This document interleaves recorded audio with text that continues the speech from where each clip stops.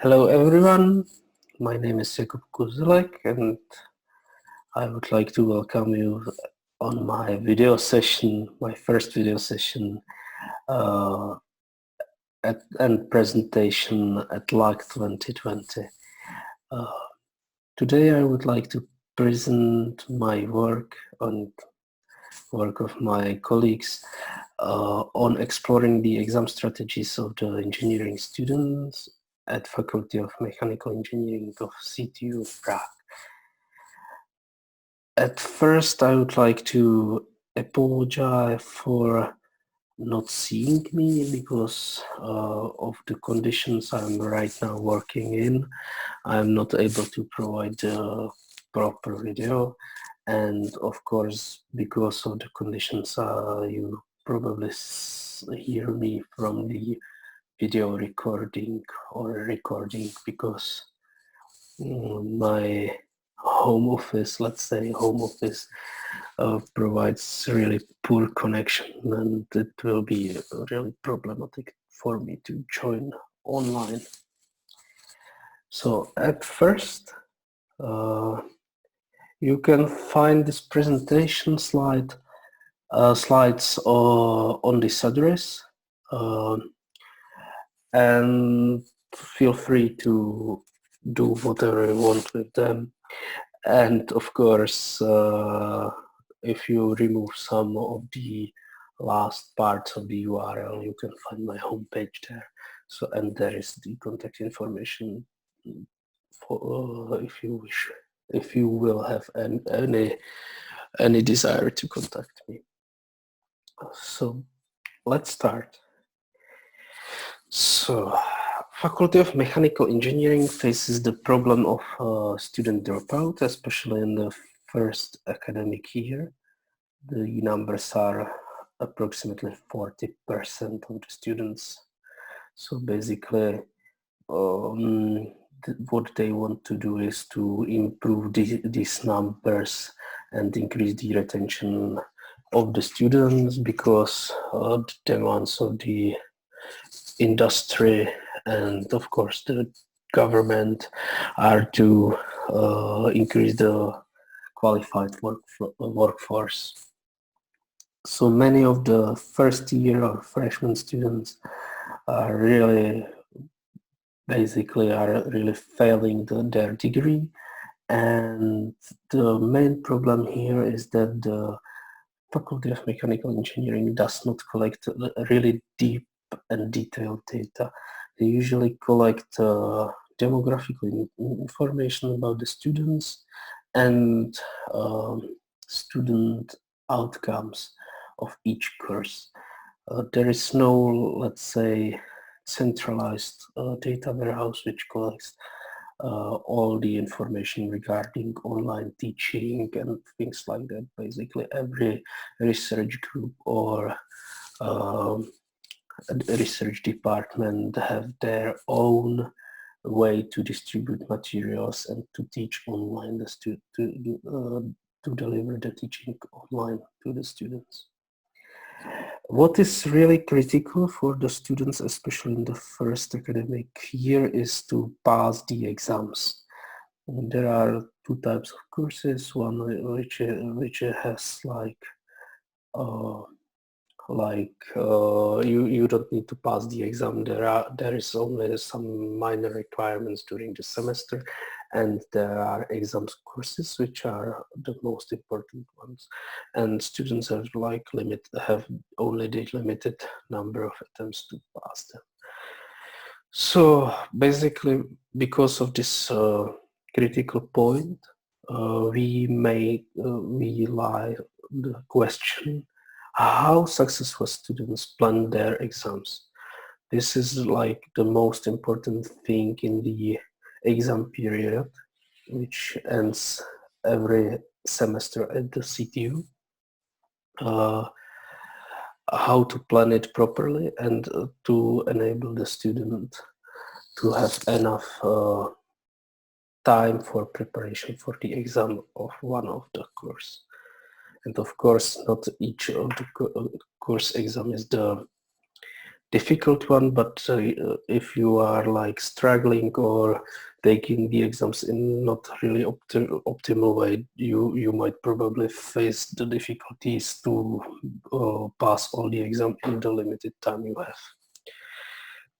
So our idea is to how to find out those optimal ways for the planning the exams is to represent all actions or all exam paths, let's call it like that, by students, taken by the students, especially those successful, and create some, let's say, graph to show how those students are planning or passing through the exams during their first semester exam period. To do that, we need to at first to speak about the context, the faculty itself, and the organization of the academic year. And of course, we will be speaking about the data collected. So the Faculty of Mechanical Engineering is one of the largest and oldest CTU faculties. It has approximately 3,000 students, and 1/3 of them, that means like thousands of them, are the first year students. And in this research, we focus on the most prestigious and the largest bachelor study program, which is Theoretical Fundamentals of Mechanical Engineering. And especially we are focusing on data from year 2017-2018, which were fully available during the time we were preparing this paper. In this academic year, there were approximately 360 freshman students who were participating in this bachelor program, and only let's say half of them, less than half, are those who can be considered as successful students. That mean by successful student we mean that they finished all their exams, all their other courses, and continued studies in the second year of their bachelor program. As I said before, at CTU we have basically academic year with 2 semesters. One is winter and one is summer, and each semester ends with the exam period. Especially for the freshmen, the exam period in the winter semester is 6 weeks long. Usually it takes only 5 weeks. And in the first semester, there are 3 mandatory exam courses. Those are mathematics, physics, and constructive geometry. And what is really important is that every student has only 2 attempts to pass each exam. That means they have like 6 attempts to distribute on 6 weeks during the winter semester exam period. And it's important to note that in every week of the exam period, students have the opportunity to take at least 1 attempt on each exam. That's really important, that because we know that there is no other, let's say, formal or hidden restriction which may cause the problems with the analysis. So basically for each student we have the recording of his outcome and the day of the exam period he attempted, the day of the attempt for the exam. So basically for each student we have like 3 to 6 records based on their outcomes if they passed all the exams on the first attempt, then we have like 3 records.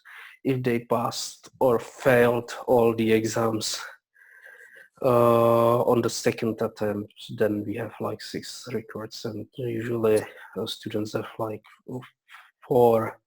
3 to 5 records in the data set. This here is the example. We have like student John Doe. He took 2 attempts on mathematics and constructive geometry. In mathematics, he failed in the first week, but he passed in the third week. In constructive geometry, he failed twice, in week 3 and week 6. And John took physics exam in week 5 and he passed it. So what we did, at first we made some observations. We know that exam period has 6 weeks, and we from the principle we know that student accumulates his, let's say, results. So basically we know that a student in the first week has the exam on mathematics, he failed it, so we know that he accumulates the result for the mathematics and so on. If we dig deeper, we can say, or we can recognize that every student can be, for each course, he can be in 4 states. He did not attempt at all the exam for that course. He can fail the first attempt, he can fail the second attempt, and he can pass. So basically, we have 4 states. Each state has assigned the number which is important. So basically, if the student did not attempt, the number is 0. If he passed, there is a 3. And that's it. And from now on, we can start transforming the data based on these observations, the states we showed here, and we can do this thing. So since every student have like 3 exams in his exam period to pass, we can represent him as a vector S, which contains 3 numbers, PCM, P for physics, C for constructive geometry, and M for mathematics. And each of these numbers can be of value 0 to 3, as we saw in the previous slide. And I can write it down here. Just a second. So P in 0 to 3. The same is for C and for M. This is important, so basically I will move it like somewhere here to see it for a longer period of time. And this is not really, this vector is fine, but it's not really nice to have it like for the for showing in the graphical representation. So basically what we did is to transform this vector S into the decimal number, because since we know that those numbers are 0 to 3, and so they can be viewed like quaternary number, and transforming between base 4 and base 10 numbers can be done using the second equation, this one. And as we can see, every every student can be in one of the 64 states, representing whether he passed or failed the exams. And those states are really unique. So that's it. And we can move to the examples. For example, the first example is a student who passed the mathematics and did not attempt it, physics or constructive geometry. And we can transform this number to decimal number representing the superstate of the student. And this number is 3. The other example represents the students who failed twice physics, passed the constructive geometry, and failed the mathematics. And the vector is 2, 3, 1, of course, and the corresponding decimal number is 45. So we can now know we know how to represent student state in the exam period. But what we are really keen to know is how is he progressing between weeks. So basically every student can be now represented as the sequence of 6 states. Each of the element of this sequence represents the student state in one of the week, and this state is cumulative. So basically it represents all the achievements, all the outcomes of the students so far. So basically from the start of the exam period till the week we are at that state. And to be clear, we can look back to our John Doe example, who take 5 attempts and he failed a lot, let's say. And we can try to transform this, let's say, tabular entry to the sequence of states. So in the first week, John took mathematics and failed. That means that he is in the state 1. In the second week, he did nothing, so the states remain the same. In the third week, he attempted the mathematics again and passed, and also he has like 1 attempt in constructive geometry, and he failed. This is represented by the state 7. In fourth week he did nothing, and probably he was preparing for other exam in week 5, which was the physics, and he passed. Because of the transformation, he moved to the state 55, and at the final week of the exam period, he tried again the constructive geometry and he failed, and his last state is 59. So basically what we have now is a list of students, and every student have the sequence assigned to him, which represents his like behavior or exam planning during the exam period. From this, let's say, bucket of sequences, we can construct graph, which represents like overall overview of the whole cohort, how they behave during the exam period, and this graph can be represented by transition matrix, and every entry in the transition matrix represents the probability that a student in one state will be transitioning to another state in the next week. So for example, if we have like a student in the state, let's say, passed mathematics in 1 week, then we know that the probability of doing, let's say, constructive geometry in the next week will be 0.4. So in principle. 40% of the students who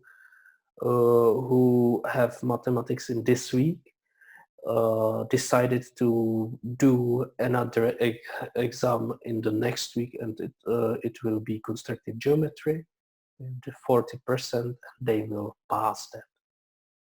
And to compute these transition probabilities, we just need to divide total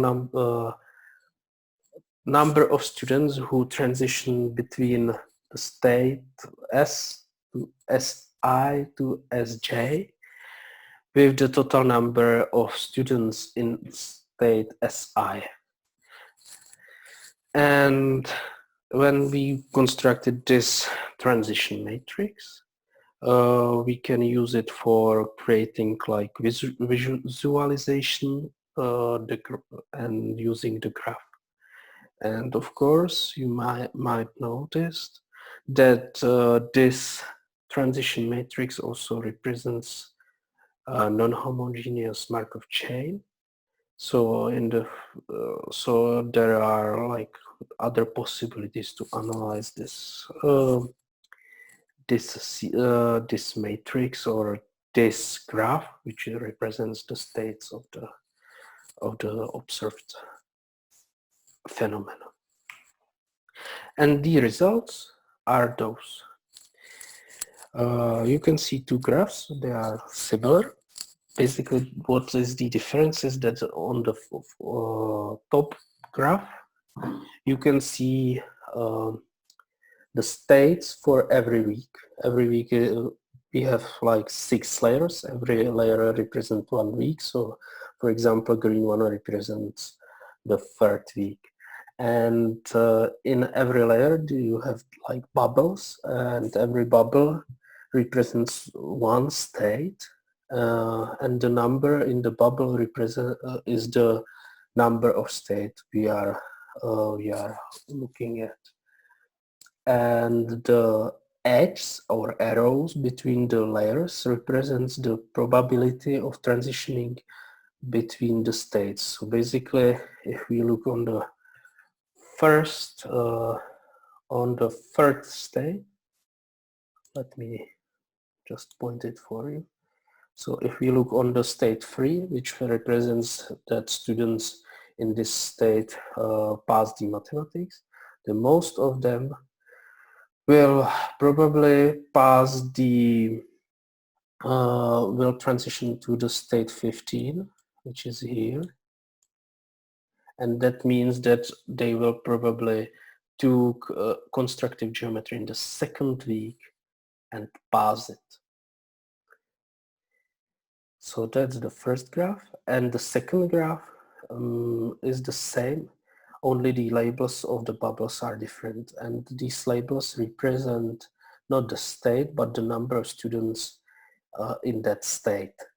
So for example, for our state 3, the number of students is 104. So basically most of the students who are successful, and we are looking at on them, took mathematics exam in the 1st week and they were successful.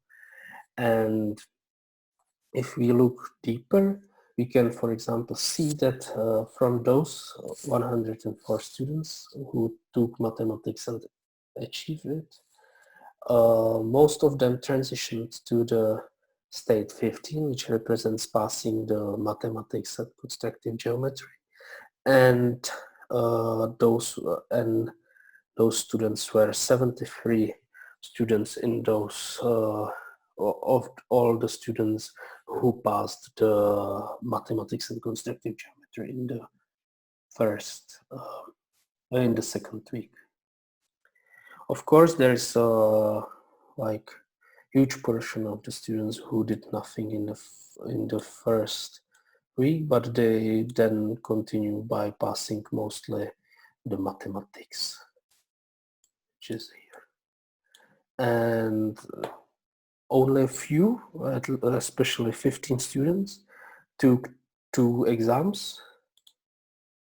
I'll erase the arrows just because I think there's like loads of new lines and I'm getting lost in it. So basically, if we look, then only 15 students took 2 exams in 1 week, and those are mathematics and constructive geometry, and succeed. Most of the students did only one exam in every week. And what is really interesting is that no one was able to do all the exams under the 3 weeks. Also, those students who took 2 exams in the first exam period week, they took the week off before they took the physics and finished the course, and it was only 27 students who finished their exam period in the third week of the exam period. So that's it, and this is like really fast analysis just based on the graph. And if we look on these graphs in detail, we can find the most probable paths through the exam period. So basically there are like 5 scenarios, let's say, how to pass the exam period. Most of the students took constructive geometry or mathematics in the first or second week, and then they took 2 or 3 weeks off before passing the physics. Obviously, physics seems to be the most difficult exam in the first academic year or first academic semester. And when we spoke with the teachers, they told us that the physics is clearly the most problematic one, and especially because there were like some changes in the study program plan, and the physics was forced to transition to the first semester, and it was like in the second one. So basically the students doesn't have enough like background knowledge in mathematics and they need to be more prepared for the class. And if we look back, we can also see that 104 students took mathematics in the first week and pass it. It's because there is like hidden variable which we uncovered recently, that those students who were like really good during the semester, they will get the mark from the exam automatically, and they were scored on the first exam in the exam period. So that's the reason there is so high number of the student passing. But right now, in this and previous academic year, this is not possible any longer. So this pattern will disappear. And that's it. Thank you for your attention. Last thing I would like to say is that we are planning to also generate the graph for the whole cohort of the students, and to plot the graphs for the other performance groups such as at-risk students and so on. And we would like to simulate the process based on the graphs, especially with some changes in the transition probabilities. So for example, we can examine what will happen if we, let's say, formally require that all students should take the mathematics in the first 3 weeks or whatever, and then we will see how the outcomes from the whole for the whole cohort will change. And finally, our last idea is to use the sequences extracted about the exam taking or the exam path, so we can use them as the predictor of the student results in the next academic semester or academic year, or to predict the student final result in the study program. So that's it. Thank you for your attention. If you have any questions, feel free to contact me. You can find the contact on the on my personal webpage, which is in the link provided at the beginning of the presentation. Thank you.